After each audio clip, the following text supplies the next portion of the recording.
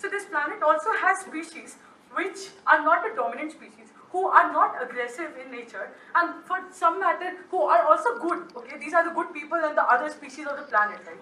Because of the aggression that has caused so much destruction in the planet, these species have become the victims, right?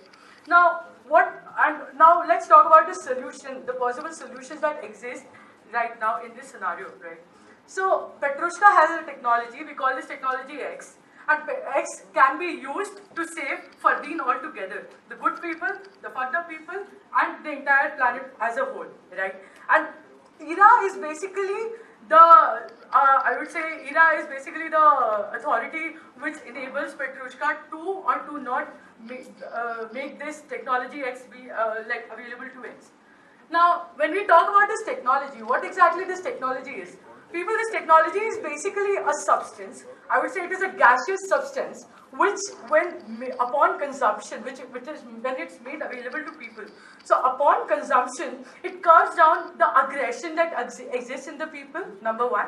Number two, it does not induce any aggression in people who had previously been aggressive and the people who are not aggressive at all. Thirdly, this has absolutely no harmful side effects and in no way leads to, not right now, no way leads to the loss of knowledge or intellect. So this substance X is basically the elixir that is required for FARDEEN to get out of this mess and work on the way of redemption.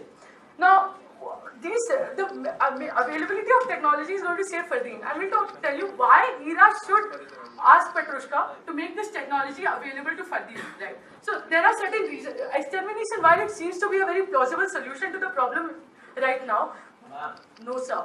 Extermination, while it seems to be a very plausible solution right now, isn't the best thing to go by if you have a long-term approach, right? So Petrushka and ERA, Petrushka gets to decide what planets are fit for joining the Federation of Galaxies and what planets should be exterminated because they're just unfit, right? But what happens when you start exterminating planets based on your understandings of what's fit and what's unfit? You create a chaotic situation. You garner enemies, not right now. You garner enemies, and that could go against you in circumstances of, say, an intergalactic warfare, right? And that is why we want ERA to understand that this is not the best solution that's available, and making this making X being available to FARDEEN what is the best possible solution, because it works in the interest of everybody, right? So it helps FARDEEN, sit down, sir. It helps FARDEEN get out of the aggressive phase that it is in, instead of using the knowledge and intellect that FARDEEN possesses in creating weapons of mass destruction. FARDEEN uses it for a more developmental and like a progressive, FARDEEN has a more positively sit down, sir, progressive approach, and that is why it saves the planet.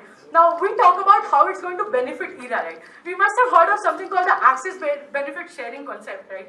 This is what happens. I give you something, I get something in return from you. So when ERA saves FARDEEN, the planet, and FARDEEN has the ability to use the resources of the planet to come up with something that's going to benefit ERA, okay? And you make allies in the galaxy, right? Your idea is to make a federation which exists in harmony, right?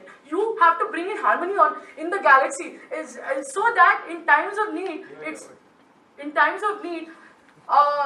you have ample amount of sit down, sir. Why don't you please sit down?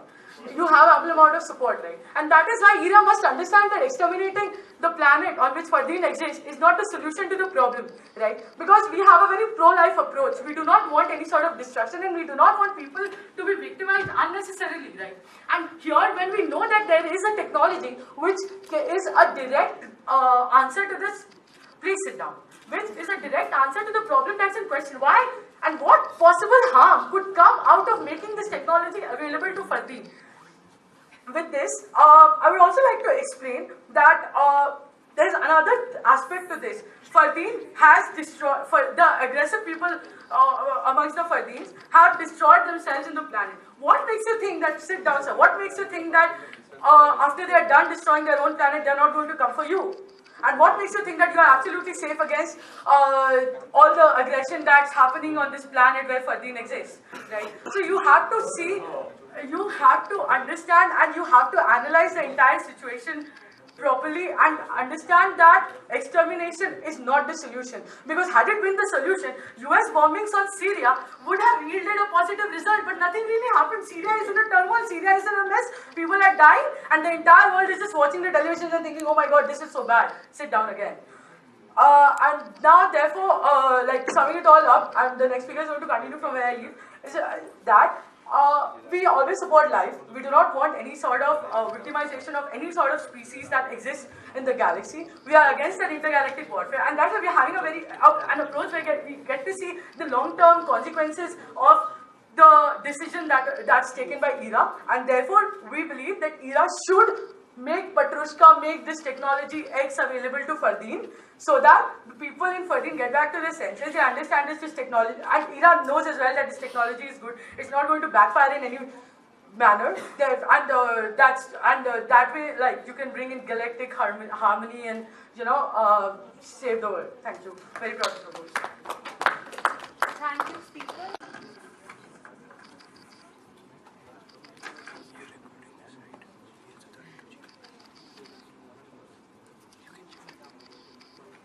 Debate isn't about whether it's morally right for the Federation to take decisions to exterminate other planets, but rather, given that ERA already has this power, does this new species called FARDEEN qualify to join the Federation and hence not be from the extension? Firstly, okay, I don't know if this qualifies as a definitional challenge. We don't think that you changing FARDEEN to be a liking in a manner of aggression that you think is appropriate for them is what this debate asks you to do. But given that the mentality of FARDEEN is as it is, whether or not this nature of theirs is something that qualifies them to be part of a federation, and whether or not you will actually be getting the benefits that they talk of in the form of a trade-off that we'll be making in a time of need is what this debate is about. More importantly, we find it all the more appalling that when they tell you that the kind of nature that FARDEEN already possesses is one that says that when they're done with their planet, they will be coming for you. We give you that's exactly what's going to happen, even if you try to change their mindset. And that will be the line from opposition. Before we start with our argumentation, one thing we'd like to be clear. What is the principle for a federation? We think that the purpose of a federation is one that gets like people from different ideologies, people or species from different ideologies, from different planets to come together, live amongst each other, mingle with each other, and more importantly, at times of need, cooperate with each other, both in terms of like humanitarian needs or like species-wise needs, or more importantly, in the form of resources. We don't think this is going to happen with FARDEEN, primarily because they are selfish and they have taken an active choice to destroy their planet. And through the course of our speech, we'll tell you how this was an active choice and not due to need. But most importantly, even if at the point of which they don't deserve to die, why their nature is never going to be something that's beneficial for the Federation, but rather going to lead to its extinction. We think much like how the Federation in Star Trek took up arms against the Klingon, this species needs to be wiped out like as fast as possible, but given the pace they're already destroying themselves, we don't think action from the Federation is necessary. Two arguments from opening opposition that will come in this debate. Firstly, on why the species deserves extinction, and secondly, even if they don't deserve, why it is that they're going to lead to the doom of the Federation and hence don't deserve to be a part of it. Firstly, that they have made an active choice to destroy their planet. We think that a species which is close to spaceflight is also a species which is smart enough to recognize that it is their actions which is leading to the destruction of their planet. That it is their actions which is leading to the destruction in the form of like climate change that is noticeable, in the form of the standard of living of people that is deteriorating due to climate changes because of their actions. We think that this selfish nature of theirs, wherein they say that capitalism is the economy we want to we want to impose upon people, and it's okay for poor people to die. It's okay for an entire continent of people to starve because I get to drive my Lamborghini now, or at least if that's how it is with FARDEEN. We think it's extremely problematic because when this is the kind of nature that that you would want to practice, it is your ideologies are unwilling to cope to other ideologies, which is going to be problematic. And why is that even more so problematic when we're talking about a federation? Because it's not just people of different color and different skin that you'll be interacting with. It's going to be species from across the universe. It's going to be species from across the galaxies, therefore giving up to more and more ideologies. And why is there proof that there necessarily is going to be conflict? Because at the point at which you want to take arms against your own people, it means you are unwilling to bend to their ideologies. It means that you want to be the dominant species on the planet, and it's okay because you're okay with the short-term small benefits that you're going to be reaping from means of warfare, from means of genocides and killing other people. And this is the kind of nature we find to be extremely problematic. We find it appalling that at the point at which you want to kill thousands of people for any form of political or any selfish motive that you might have, no amount of reformation or trying to remove their aggressiveness is going to change that ideology. And secondly, how is it going to lead to the destruction of the Federation itself? Before that, any questions? So, what you that if you exterminate the species, then that's the best possible outcome. So in that case, if the Jews were wiped out by the Germans, you really think that the measures that were taken up against the Germans who were responsible for killing the Jews didn't really yield any positive results to you? The measure that were taken against the Germans was absolutely needed given the kind of atrocity they created, and we told you that's exactly what we stand by. Not what the Germans did, but rather what was done to Germany. Moving on, the nature of these people. We find that at the point at which you are willing to destroy your own species or other species around your planet, this tends to be extremely problematic. Even in their paradigm, when they say other species in the planet deserve to live, we don't think it has to go through FARDEEN. We don't think that the survival of the planet has to go on through FARDEEN, because at the point at which you tell that there is a hierarchy to the species that we want to limit, it's always going to be this dominant species which is going to narrate what the course of the planet is going to be. Because at the point at which humans are allowed to go to Antarctica and put a hoist a flag over there, allowed to go to moon, hoist a flag over there, it's no longer going to be give me some space, but rather I am willing to take that space away from you. This is the kind of selfish nature which will tell them that it's okay for me to hunt down other species, hunt down other other extraterrestrial organisms, because I consider my species to be more dominant and I want myself to be benefited over them. But it's not just about species versus species. It's within these species itself. Let's look at the hierarchical nature of how warfare really is. It's going to be a close set of people who are taking the decisions, and it's going to be this very close set of people who are going to be in power in the Federation as well. So what are you doing in a sense when you allow them to join the Federation? You're giving them far more power than what they had already. Far more power to the close set of people who are taking an active choice to destroy their own species, which becomes all the more problematic because now there's no sense of controlling them. But what really is going to happen, right? Like if any of you watch the 4th season of Star Trek, when the Klingons really have some motive to join the Federation, it becomes really problematic because at the point at which, even if you have someone like Captain Kirk who is willing to stand up against the hierarchy, who's willing to stand up against the structures which has led to the destruction of planets together, it's going to be impossible to stop it. Therefore, at the point at which you realize that the Federation has made a mistake and there has to be something that can be done to stop them, it's going to be impossible for you to do so. But even at which, what is the moral standing for you to take up arms against another species or against your own species or against your entire planet? We think that it has to be out of sheer necessity. It has to be out of sheer necessity that you think that killing a person or destroying a planet is the only means of survival. We don't think that's what happens with the species who is so close to spaceflight, who is so close to achieving, putting up colonies in other planets while saying that we're okay with destroying our own.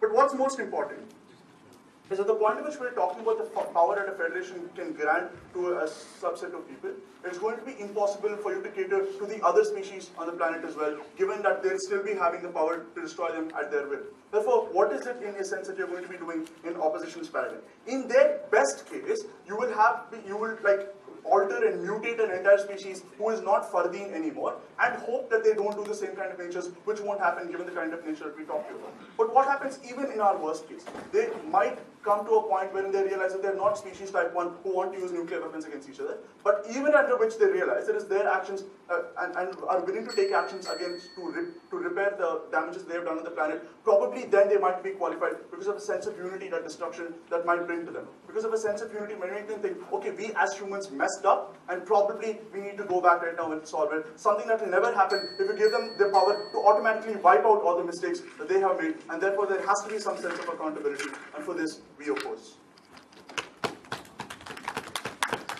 Thank you, Speaker. Now I would like to invite the Deputy PM to come to speak.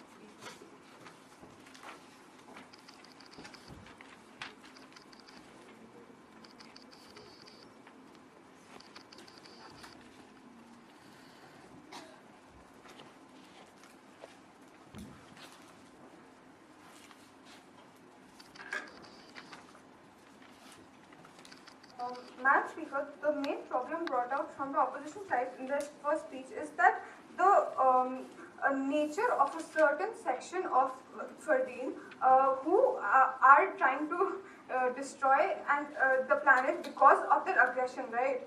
That is the main problem that they highlighted throughout the speech, and we as the government have proposed a model where we are introducing a technology where we are trying to curb that aggression among the people. We are trying to change that very nature which is going to lead to the destruction of the planet and the species. When they come and tell you that the species deserve extinction only because they have a selfish nature, we tell you that the FARDEEN does does include friendly people too, who do not who are not that aggressive and who are not contributing to the destruction, right? They are yeah. Yeah. Madam Speaker, even if we buy into your model that you give them one foot and it reduces the aggressive, tell us how that the planet which is already in the brink to ruin with climate change and also natural disasters is now suddenly going. Yeah. I'll tell you that when I explain my constructor. Moving on, we'd like to tell you that the main reason for destruction of the planet is the aggression of the people, as mentioned in the context, right? When we give you the technology which reduces the aggression, the problems that are being caused due to the aggression will reduce, right? The leader of opposition came up and told you how we want people who live amongst and cooperate with each other and among the planets, right? That's exactly what we want. They told later. They come up and tell you that they've taken an active choice to destruct their own planet, right? But why was that? It was because of the aggressive nature. When we try and curb the aggressive nature of the people, we are giving them a scope to develop, right? And that is one of the main reasons why ERA would let Petrushka give the technology to FARDEEN. The PM very clearly stated that the main problem at hand is the aggression of people, which has led to the destruction, and the only two possible solutions could be either extermination of the species or giving them a technology to save. Why we feel that giving them the technology to save their species would be better, because we do not want to victimize a certain species because of a problem in their nature, which can be solved with the technology that we have. When Understand that when it's acts that have created an entire planet to be at the brink of destruction, it's not a single act of aggression, but rather the nature of the species itself. So is your technology changing the species to an extent? Yeah. So the main problem with the nature that they're talking about here is the aggression of the people, right? That is beyond aggression. We do not see what the actual problem is. So we are going to curb the main problem in their nature, which through our technology. So that I feel would lead to betterment of their species to a great extent. So the basic reasons why ERA would give the technology, give Petrushka technology to FARDEEN would be because of a simple system of access benefit sharing. The people would once they cut down on the aggression, and once there are no lesser harms that they can come up with, they would we would have access to the resources available on the planet and the intellectual and the manpower, and which might be very, very helpful to ERA as well, ERA and Petrushka as well. There would be sharing of resources, which would lead to development of the planets and the organization too, and that's why we feel that giving them the technology would be a good idea. Thank you, Speaker. Now I would like to invite the Deputy Leader of Opposition to come and speak.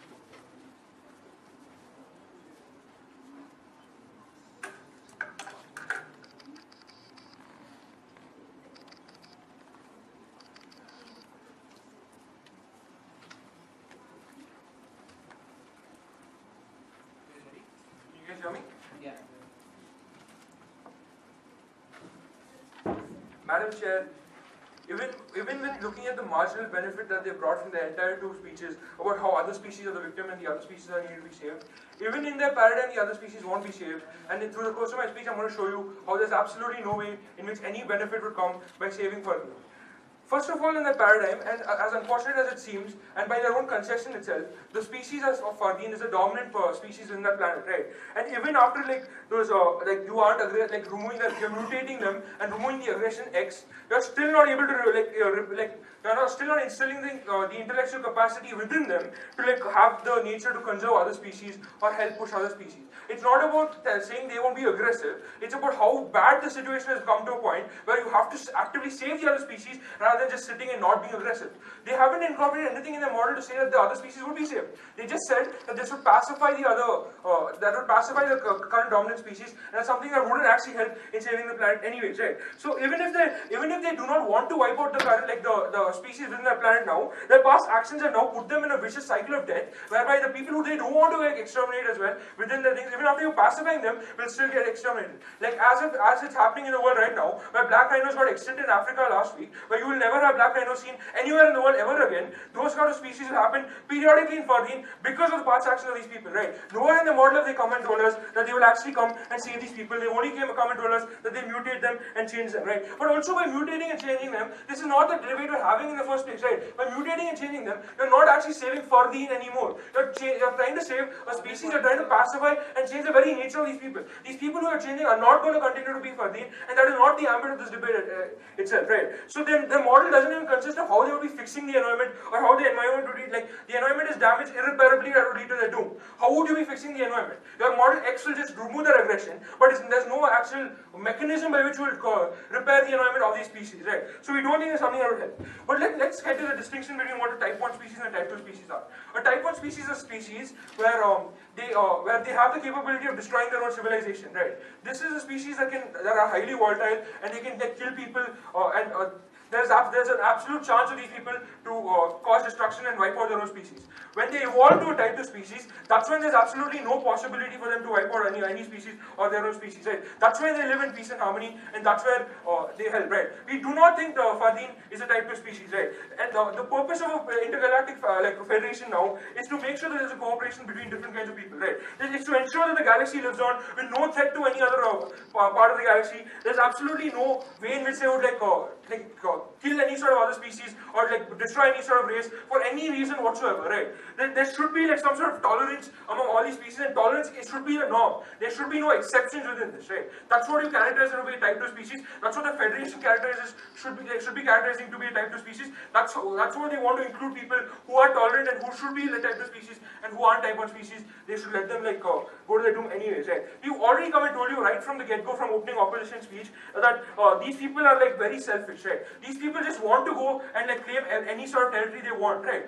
We've seen, as we can see parallels in the examples of Earth, where you see people going and putting a flag on the moon and saying it's a thing for mankind. You can see that people going to Antarctica, a land which is uninhabited, a land which actually gives them no benefit whatsoever. They still want to claim territory over there. It's all about them, and it's all about them being the center of the universe rather than them thinking about how we tolerate other people or anyone else, right? If this species would have explored for other species existing in Antarctica before planting a flag on Antarctica and then exploring for those things, you'll understand what their intentions are. But when they want to claim territory first and then decide and fight over territories among themselves and then decide to do scientific advancement, that's not the kind of attitude you should have as a species that should be progressing and helping everything else, right? We've already come and told you how these people have prioritized and will continue prioritizing the short-term goals over the long-term goals of saving the species, right? We've told you that these species, before I go.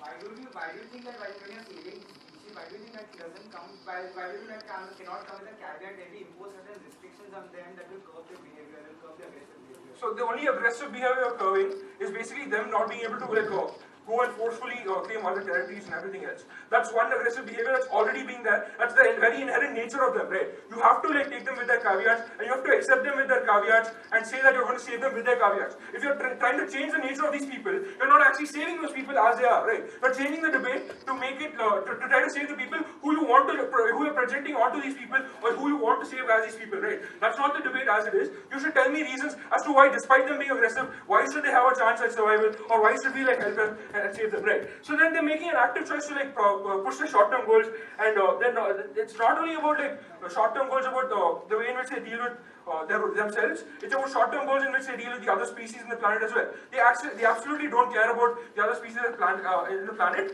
They actively wear them as fur coats. They actively eat the other species. They absolutely have no compassion towards the other species within these planets, right? So them getting the sort of passive nature is not something that's going to change the inherent nature of them themselves, right? But then to be a type 2 civilization, you should also like prove like there is no active benefits or other like active harms or other disbenefits to other members in the Galactic Federation, right? So when you have other interplanetary trade and other interplanetary discourse happening with other planets, you have these people who are very hell-bent about their own ideology, right? You have these people who wouldn't change their mind even then talking to a second person within their own species, let alone people from different parts of the galaxy, right? Why do you think these people would like be tolerant of other people's views when they can't be tolerant of the views of the people within the planet themselves, right? We think that these people, when they don't tolerate the views of their own planet, they end up going and bombing other people. They end up going and like mass killing other people. If one person doesn't agree with the views of another person or the color of another person's skin, they end up wiping 6 million people in the race of another piece,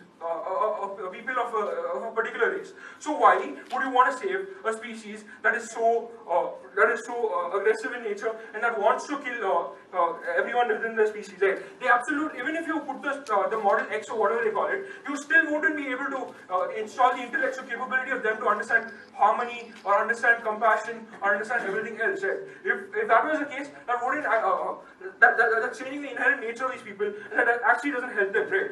These people will always like care about what happens to them during their lifetime, right? While they may project the image of them caring about what happens to the future generations, what happens to the children or their lineage and everything else, at the end of the day, it's all about their short-term goals, right? They will only care about themselves, and while they say they may care about what happens to their children, the active steps in which they take is all about accumulating wealth and spending the wealth within their lifetime rather than something that would help their children. And for a majority of these people, this solution wouldn't actually help them, right? So even if you give them the solution and if you save them, these people will still be shallow. These people will still be narcissistic, these people will still be selfish, and they will project what they care about liking and harmony, but they will actually not have that liking and harmony in the first place to begin with, right? They will obviously destroy every single planet they try to inhabit, and they will never fit in within the intergalactic collaboration, and they're extremely proud to oppose.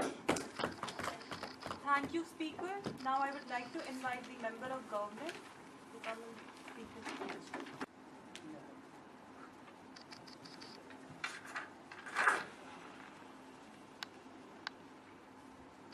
The burden we take upon ourselves as extension speakers and what our side of the bench has done is to show that this measure we're supposed to undertake wherein we save the species from extermination, FARDEEN, will benefit the stakeholder here, which is the Federation of Galaxies. Okay, and we will show you this through the course of our speech. But before that, I'll come to the debutters.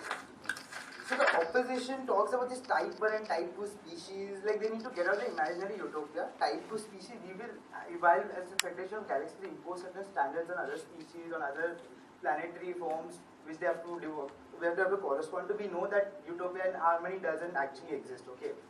We create this society where we force them to, live up to our standards. That's what we propose to do here. When we force them to join Federation of Galaxies, when we give them certain standards and values they need to abide by, we will impose our value system on them, right? And we will take a very neo-colonial approach to that, which I'll come to through my constructive. Also the point about how the inherent nature can't be changed, like the selfish, that is no ground. We harness this utility, right? We harness this fact, it works to our benefit. We realize that they're selfish, we realize that despite the technological advancement where they can, create weapons of mass destruction, where they can bring the reason they've brought about the planet to massive ruin is because they're technologically so superior they can do that as compared to other species. And also the point how the other species benefit. To talk about when you give the black line example, we'll tell you. We'll give an example of the East India Company when they took over India, when they colonized India for the resources and all. They also recognized the other species, Indians, the human beings. Indians were the dominant species in India, but how are the other species like a lion, for example? They recognized, the British colonialists recognized the lion had certain aesthetic values, was good for things like ecotourism and all. So they imposed their value system, they gave these natives, certain directives which we proposed to do the species while lions should be saved. And we did that, like we implemented certain protection measures for lions in deep forest, that helped them also, that helped us also because we got a lot of revenue from them while we were still colonial masters, okay? And we say, and coming to my main constructive after this, so like my main point is this self-interest, right? The reason we have survived as a species for so long is because we can leverage the self-interest to our benefit, right? We've done it time and time again. When the question came, when a planet was in such a state where due to rapid ice age, like vegetation was disappearing, we took the conscious decision to turn into non-vegetarians. And we survived the expense of other hominid species, other species who couldn't take this decision, right? We've done something, we didn't impose our moral values there, we didn't say that eating non-veg is immoral, we took the conscious decision to eat non-veg because there nothing else, because and the morals have only come out in recent times. We can also survive on the vegetarian diet because the technology is capable of surviving on a vegan diet right now. So we have these morals that have come about. But when we didn't have these morals, we used the survival instincts. With the survival instincts capable of force, we used them. We did whatever we could to survive. And in this regard, I think saving them will benefit us, right? I will tell you how we have to. Even if you impose restrictions on them which will make them project to be good people, why do you want to absolve them of all the irreparable mistakes that they have committed? Know that nature won't change. And when you say that nature won't change, that isn't enough ground to not to save them, right? In fact, it works a benefit. My main constructive is that when these space exploration techniques that they're not just extravagant, techniques and all. We have certain values, we certain needs from them, we certain benefits we propose to derive from these space exploration techniques that we tell them when we go. Like we want something that comes to us that's beneficial to us. For this, when we find such species, we find species with technology capable. We know they're smart in terms of how they can leverage this technology to their benefit. But we also know they're stupid because despite the fact that they have so much of technology, they also fight among themselves for territory. They don't know how to distribute resources properly. We believe we are, because of superior technology, we are in no imminent danger from them, right? We are technology superior to them. We have capacity. We are not in imminent danger of them. We recognize that there's spacefaring capacity. They have technology capable. We can leverage that technology. It's like a new colonial approach. The East India Company came to India. They saw these Indians. They fought among themselves. They had a lot of wealth. They had a lot of natural resources. They could also leverage it to a certain amount. The technology wasn't as good as us, but it was still something that we could use. And we don't want to. And the problem is when we exterminate them, but we still want to use this planet for resources. What will happen is we'll have to send people from our own country. The IRA have to mobilize people. We don't want to do that because we think our people are much better served in other ventures, right? Here we can use these people. We can harness them. We can harness human resources, and we can get benefits from them, right? I don't think why this approach, why we should do this, because the fundamental point is when we save them, when we induct in the Federation of Galaxies, okay, let's be rational. All animals are equal, but some are more equal than others, right? When we tell them we all abide by the same value system, we will all tolerate peace and harmony, we know that they will have, it's like entering a deal with Iran, right? When you tell Iran that we will lift sanctions on you, we will allow you to engage in trade deals, give benefits to your people, we'll only do it on the caveat that you hold up in nuclear programs in the next decade, right? We get what we want, and only then we will give you what you need. That's why we are not doing with North Korea. We will not give them what we need. We know that the reason that we do it because the self-interest will also come to the fore because everybody functions with innate need of self-interest, right? They also recognize that the fight for resources premise on self-interest. They realize that they want more, the self-interest comes to fore. That's why being so technology capable, they still fight that much, right? And we realize we can mobilize them once we colonize them, which won't be difficult because if you have the technology to save or exterminate them, you can use the technology to our benefit and easily colonize them. What East India Company did, and then we can impose these caveats on them, right? These caveats will serve the purpose of, telling them that you abide by things like we have the Security Council example, where only 55 countries have permanent membership and others are all seeking that. They exert more control over the less developed countries. They give certain resources to less developed countries on the condition these lesser developed countries also, give back certain things what we want. And we can harness the resources, we can use the resources to our benefit, and we believe that when we use the resources to our benefit, when we use these techniques, this technology, we can actually become much better. And I think in this regard, I think the approach of the opposition where we just destroy that planet because they are harmful, their inherent nature, one that will destroy civilization is silly. Because yes, the nature comes to it's for us, right? It's better for us that they keep fighting among themselves. We can create a divide and rule sort of policy. We can encourage them to fight among themselves while we create an overall hierarchical structure which will benefit us, right? They can't fight with us because they realize that they fight with us, they don't want to die, right? They will do anything. They will sell the soul to the devil, and we are the devil here. We'll impose certain value systems on them. We will create a structure. We will create a structure where we can harness the planet's resources and keep them in check, and use the tools of the Federation of Galaxies and IRA at our disposal. And that's why we want to save this planet for our benefit and our self-interest, because we think this will help us survive as a planet. Thank you, Speaker. Now I would like to invite the member of opposition to come and speak.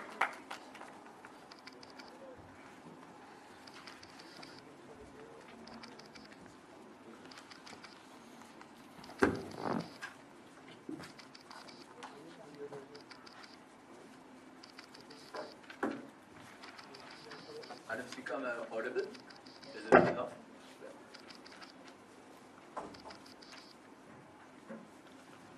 Really? Give me a wave at 5.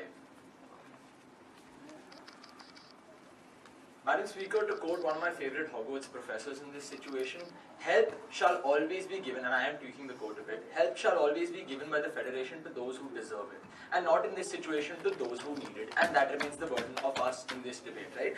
Before we move forward, what we have to tell you in this debate as side opposition is essentially two things. One, that this species, FARDEEN, does not deserve our help, and second, that even if we do help them, the harms that arrive out of this move are much greater than any sort of marginal benefit that you might be talking about, and hence this move on behalf of the Federation is stupid, right? Having established what my burden in this debate is, let's talk about the first constructor that came out in this situation from closing government, right? They spoke about this fantastic system of imposing values upon something, right? Let's understand this. The minute you say that you are going to impose your values like you did upon the natives, you make a fundamental concession in your case, which is that these natives are unfit to join the Federation in their current state. ERA, by extension of Petrushka's essential function, is to save those planets which in their current state are fit to join the Federation. So we tell you as side opposition that saying that has already lost you the entire debate, right? What we tell you in this situation is, when you tell us that we agree they are unfit in their current state and that we will impose our value systems upon them, you are making a concession to the idea that yes, they are unfit, and therefore the function of ERA, which is to decide whether in the current situation they are fit or unfit to join the Federation, is decided. You essentially accept that yeah, they are unfit, and therefore we win this debate on that count. But moving forward on our second system of how we are going to extract benefits, right? I think that side of government here has misconstrued what the idea of a federation is. We are not talking about a Klingon empire. We are talking about the Federation in Star Trek, right? The Federation is not this fantastic British Empire which colonizes people and like extracts their resources and shit like that. No. No, the Federation is a bargaining table. The Federation is a body which comes... The Federation is more like the United Nations, not like the German Empire in World War II, right? We tell you that the Federation at this system, in this situation is something at which people will come to the same table. So once you do save them, once you make them aware of the Federation, which essentially gives them access to the Federation because of the spacefaring capabilities, you're not going to colonize them. Instead, you are going to give those aggressive people a seat on your table. And we are here to tell you that that's going to fuck you up, right? That's going to fuck us up, essentially. Having established that, let's move on to certain characterizations which have, while been done very well, we need to establish, right? What we need to establish in this situation is that the Federation, we've looked at this debate from the perspective of people and why like these people are FARDEEN are bad.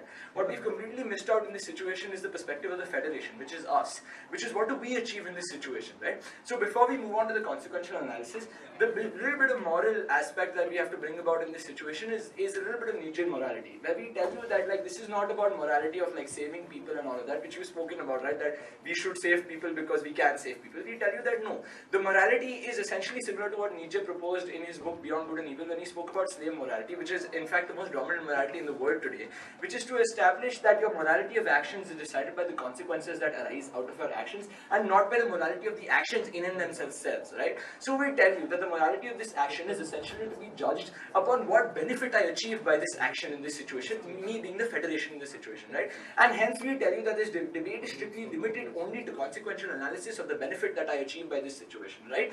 And that's what the moral aspect in this argument is. But moving on to the consequential analysis that we have to provide in this situation, right? We have already on both sides made this concession that the people of FARDEEN have fucked up. That the characterization of people of FARDEEN is such that they are hyper-aggressive people who are not capable of sitting at the same table with their own species and trying to work together, right? Trying to save people, trying to save planet Earth in this situation, right? First, tackling opening government, which had this fantastic idea that we will give them a pill. The question which I asked in this situation was not like whether you're going to give them a pill, because one, that's how this debate is supposed to be. But even if you do give them a pill, the logical link that you try to draw is once you curb their aggressiveness, they're suddenly going to become super smart, super cooperative, and stop climate change and stop all the other destruction that they have caused to their planet already, and suddenly like it's going to be a new rejuvenated planet which is going to work. Which we tell you is a link that you did not draw for us, therefore we don't stand by that. And second, when you spoke about the benefits that we're going to achieve in this move, we tell you that one, those are benefits an empire achieves, not a federation, so that's not within the mandate of a federation. But let me tell you what harms are going to come out for the federation in this situation, right? So now essentially we tell you that the minute you save them, the minute you make make them aware by Petrushka's actions of the Federation, given that they have spacefaring capabilities, this means that you are essentially inviting them to join us on the table. You are inviting them to the Federation. So this debate is whether we should invite them to the Federation or not, having already dealt with the fact that FARDEEN should not be saved. Now, whether if they are saved, what are the benefits, what are the harms that come out of inviting them to our table, right? And the harms that come out is primarily already about the aggressiveness of the species of FARDEEN. Given that they have not been able to sit with their own species at a table and like discuss, right? Given that like black and white people in that situation have not been able to solve it out, how do you think they're going to react when they see random aliens who are like fish heads and like other tentacly things and all that, right? We tell you that no, given that they are already hyper aggressive in nature, these are not the kind of people who can sit with you on a table and discuss peace, discuss accord, discuss trade treaties and all of that, because these are essentially, like characterized earlier, greedy people who are going to grab whatever they get, who are going to want as much, who are going to like take as much as they can get out of the situation. And the biggest harm that comes because of their spacefaring capabilities is now they are going to bring the destruction which exists in their planet, in their home world, to us, to the Federation. And we tell you that this is essentially the most problematic harm that comes out of this situation, right? What is this harm that we're talking about, right? Given that we have established that these are not people who can sit with us on a table and decide, right? Given that these are people who are essentially greedy, people who are essentially aggressive, people who have killed their own species to achieve certain means or certain goals which they consider good.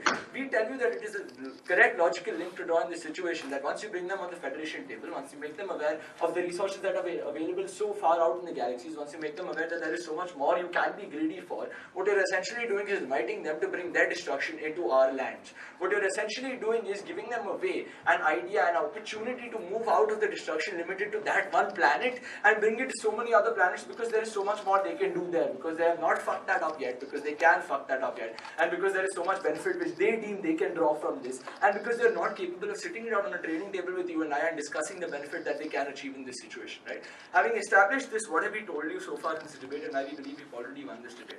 On-side opening government, this idea of pill is ridiculous. On-side closing government, this idea that like suddenly you're going to like control them means that they are already unfit and therefore ERA should not save them, and hence we win that motion. But even if they were fit to save, what are the harms and benefits that arise out of this? The benefits is that suddenly we are going to like colonize them, which we tell you is not the job of the Federation.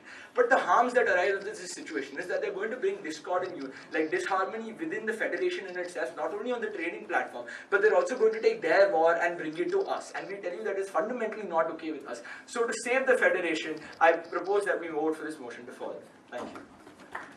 Thank you, Speaker. Now I would like to invite the government head to come and speak.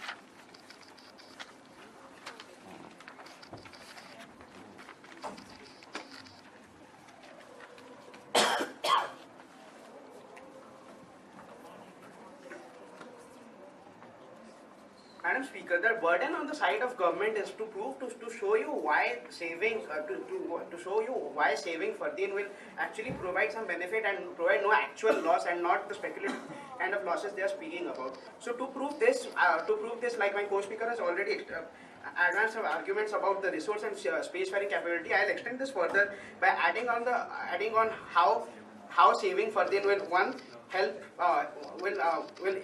in conjunction with providing resources will help saving us from preempting the aggression from FARDEEN, and two, provide support for space exploration programs. But before that, a few rebuttals to the closing opposition speech. So first of all, the whole case revolved around the idea that since you are imposing values, they are already unfit. A federation is a table where people come and talk together and decide issues. Come together and decide issues. And third is that their inherent system is so fucked up that you cannot even if you like try to impose values, they will not be receptive to that, and hence this move can actually backlash. To that, we have to say that in a federation, irrespective of however utopian their conception is, in a federation, power imbalances always exist, right? Their example of like quoting UN as a federation is wrong, because like even is correct. Although we also accept that like within the UN there are certain countries with more bargaining power than others. So when US tells Pakistan to not like have aggression against India to maintain like stability in the Southeast Asia, it achieves its objectives while taking care of and uses its leverage which we intend to use through our new colonial approach, which has been advanced by my co-speaker. Secondly, the fact that since we are the argument that since we are imposing values, they are unfit and hence they are not fit. But we do not, and hence they should not join our federation. But we do not see any reason why there should not be, we do not see any reason, and instead we see incentive of why we should actually try to make them fit and to make them fit. The way is to actually bring them within the umbrella of our federation, and hence by having this immense bargaining power of giving them the power of survival. We have both the moral and the technological leverage to actually impose our values on them, and hence make them a possible resource mine for us for the future. So let us look at some of the main clashes in the debate. The main clashes in the debate actually rested on the whole aspect of what are the possible benefits and what are the actual or speculative harms which are going to come out of it. So on the not taken now. So on the aspect of what are the actual benefits, right? So the planet, FARDEEN being a separate planetary system, does have resources which can harness to our benefits. And more specifically, in the context that it provided for its spacefaring, the sentient beings have spacefaring capability, which is a direct benefit which you can send the sentient species people of FARDEEN for our space exploration programs, right? And hence, in this way, we can actually harness technology and harness their resources for our own benefit. And secondly, not now, after the fifth. Secondly, the point about what happens when you actually save them is that their point about if we actually go out and save them, they'll come out and hit us. It's wrong, because if we have to accept their premises, and you accept the premises that their own system is so fucked up that they're killing each other. So since given that they have already spacefaring capability, what stops them from coming to Earth and actually trying to kill us? So what do you do when you want to contain the aggression of a system? What do you do when you want to contain the aggression of a system? What do governments do? They provide and they channelize resources into such geographical or such areas to contain the people within their own places, and hence avoid the spillover of such their actions and consequences. And in this way, we believe that if we were to save FARDEEN, the fact that we were to save FARDEEN and attempt to reform the whole system, reform their environment by providing aid and other kind of technological support, we believe that the beings, even though they are aggressive, even if we to consider they are aggressive and so fucked up, they will be contained within themselves, and the spillover would not come to planet Earth and save the interest of the Federation of Galaxies. And another concept I want to introduce is that space exploration programs have already been criticized very severely for the amount of resources they expend, while at the cost of people on Earth. So if we were to have some support for space exploration programs, we believe that saving FARDEEN will further the cause of will save the cause of the space exploration programs, and it's important to establish support for space exploration programs through such measures, because if you want to show people that there are actual benefits, you are getting actual benefits through technological advancements, through resources, through other capabilities, through personnel. We need to actually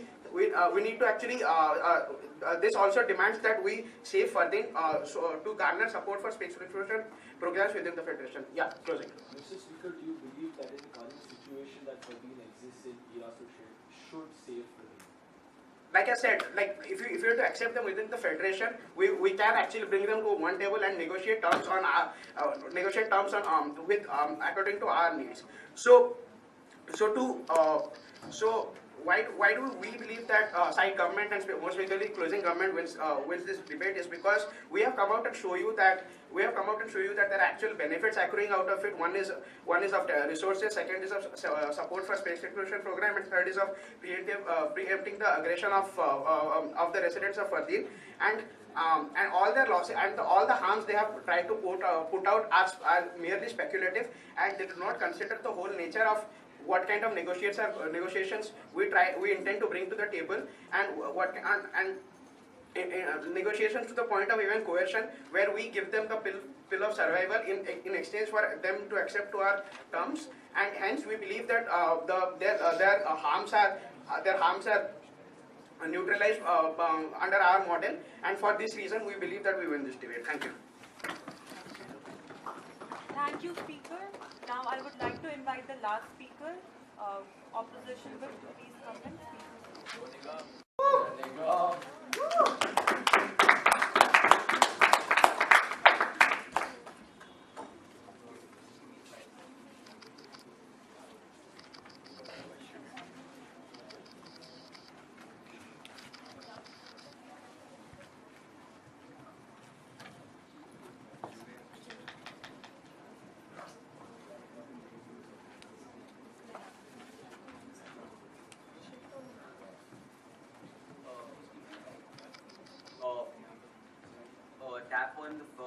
Tap at the first, fifth, and the sixth. And obviously the seventh. Yeah. So thanks for the information. Mr. Speaker, to the course of today's debate, right, it's important to understand that the decision of ERA of whether or not she wants to save FARDEEN is dependent on two factors, right? That we have to look at it from two perspectives. Firstly, our own perspective, right? From ERA's perspective, is this move actually going to help ERA in any way? And whether or not these people deserve this help, right? Even if these people deserve this help, even if the site government is able to establish this point, the second perspective is that even if they are deserving our help, will their joining this federation going to be beneficial for ERA and that federation in its totality, right? And this is something that we believe that they've not been able to establish, right? I'll start with my rebuttal and then move down to my clashes, right? Understand this, right? Madam Speaker, my first rebuttal is about what they spoke about Syria, right? And they say that even today, in spite of the fact that the United States has gone and helped Syria, like what is there to show us that Syria today will not still pose a threat to us, right? Then we tell you that today, the planet FARDEEN, while talking about the planet FARDEEN, we tell you that this planet FARDEEN is not at all like Syria, right? We tell you planet FARDEEN is on the verge of being destroyed, right? And the verge of extinction, right? And we tell you that the two parallels that you've drawn is something that does not really stand, right?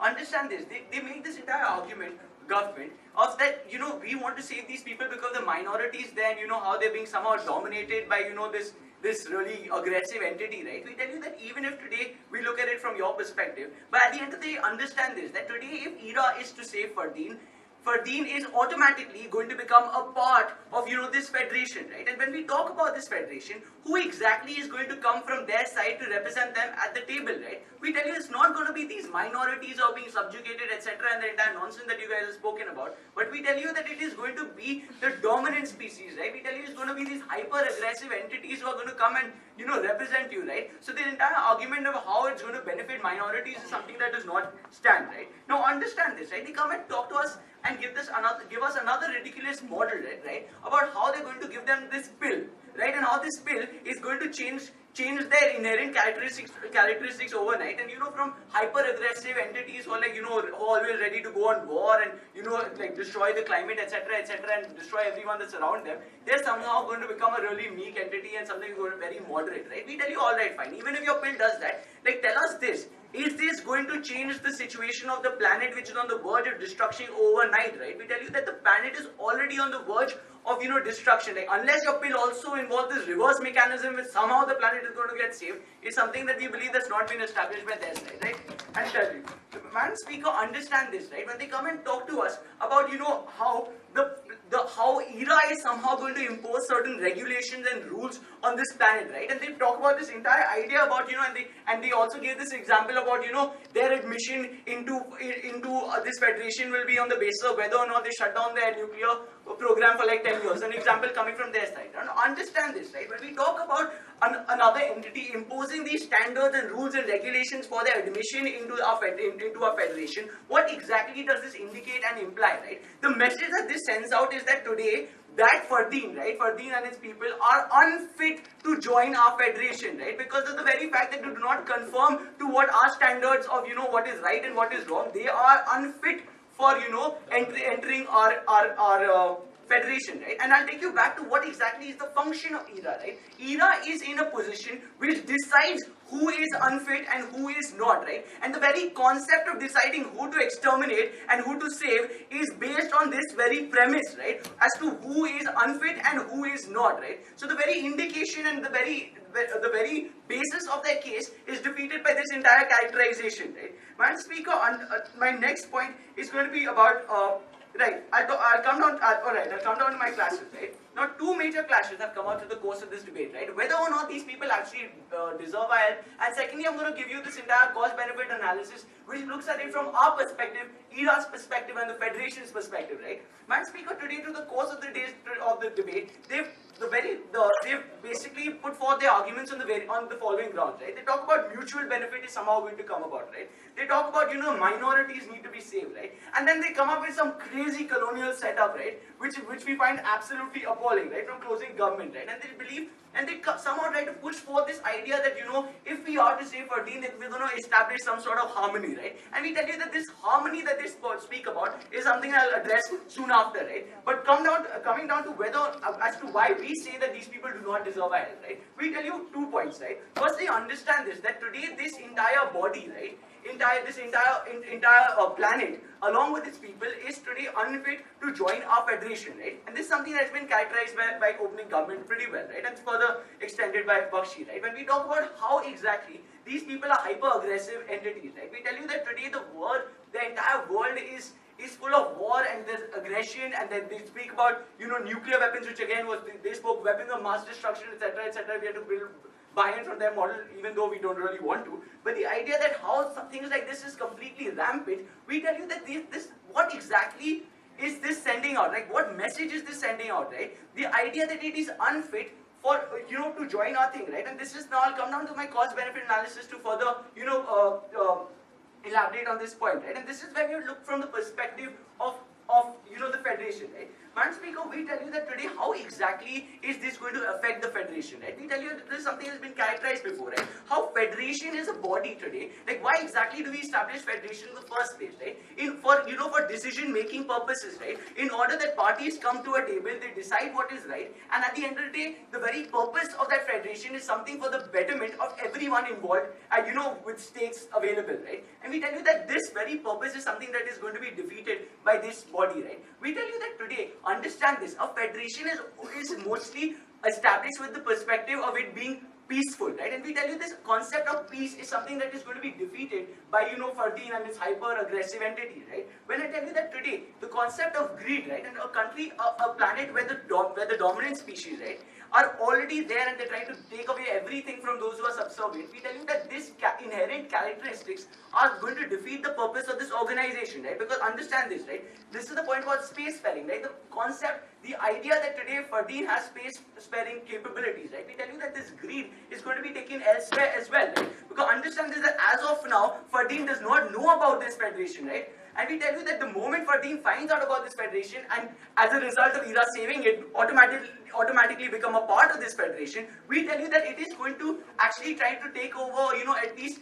And this is a perspective. If we are to look from the perspective of our own planet, we tell you that we face an inherent threat from these people, and the entire ideology. And having said that, we're very, very proud.